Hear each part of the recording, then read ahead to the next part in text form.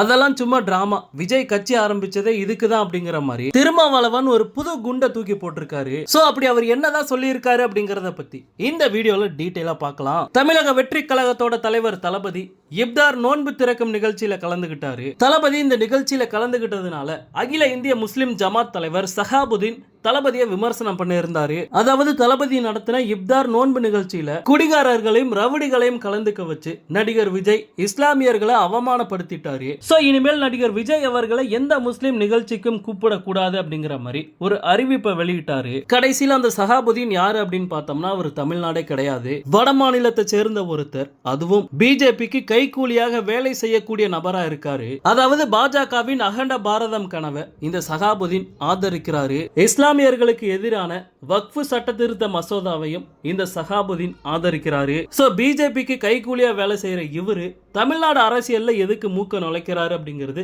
இப்போ உங்க எல்லாருக்குமே நல்லாவே புரிஞ்சிருக்கும். இந்த நிலைமையில விடுதலை சிறுத்தைகள் கட்சியோட தலைவர் தொல் திருமாவளவன் இப்ப என்ன சொல்லி இருக்காரு அப்படின்னா, திமுக தலைமையில உருவாயிருக்க மத சார்பற்ற கூட்டணியில இருக்க இஸ்லாமியர்கள் மற்றும் கிறிஸ்துவர்களோட ஓட்டை பிரிக்கிறதுக்காக தான் இப்போ ஒருத்தர் புது கட்சி ஆரம்பிச்சிருக்காரு அப்படிங்கிற மாதிரி திருமாவளவன் தளபதியை மறைமுகமா பேசியிருக்காரு. அது மட்டும் இல்லாம இஸ்லாமியர்களோட ஓட்டுகளை வாங்குறதுக்காக தான் வக்ஃபு வாரிய சட்ட திருத்த மசோதாக்கு எதிர்ப்பு தெரிவிக்கிற மாதிரி விஜய் நாடகம் ஆடுறாரு அப்படிங்கிற மாதிரி திருமாவளவன் பேசியிருக்காரு. ஓகே நண்பா, திருமாவளவனோட இந்த ஒரு பேச்சுக்கு உங்களுடைய கருத்து என்ன அப்படிங்கறத கமெண்ட்ல சொல்லுங்க. தளபதியோட எல்லா அப்டேட்டுமே மிஸ் பண்ணாம பார்க்க நம்ம சேனலை சப்ஸ்கிரைப் பண்ணி சப்போர்ட் பண்ணுங்க.